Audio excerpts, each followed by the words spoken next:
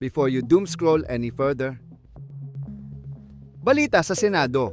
Nagsimula na ang impeachment trial ni Vice President Sara Duterte.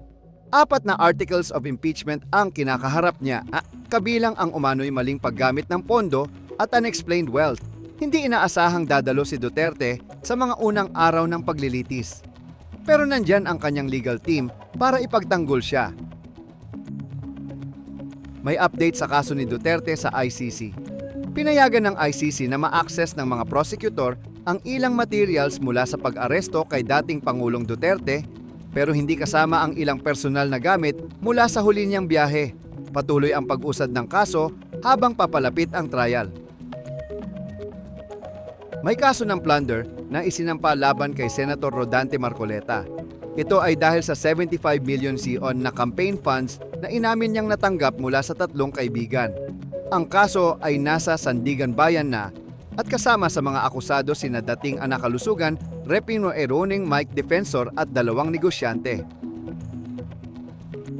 May bagong investment plan ang Oceana Gold para sa mining operations nila dito sa Pilipinas.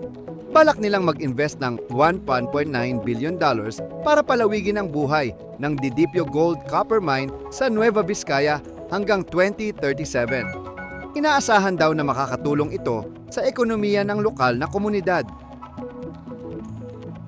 Usap-usapan ngayon ang patuloy na extrajudicial killings na nauugnay sa drug war mula pa noong panahon ni Duterte. Ayon sa ilang leader at watchdogs, tuloy pa rin ito sa ilalim ng administrasyon ni Marcos.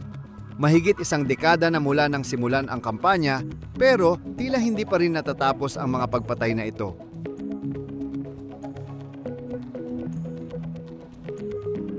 Ayun, i-follow mo kami para sa Daily Catch-up. Ingat!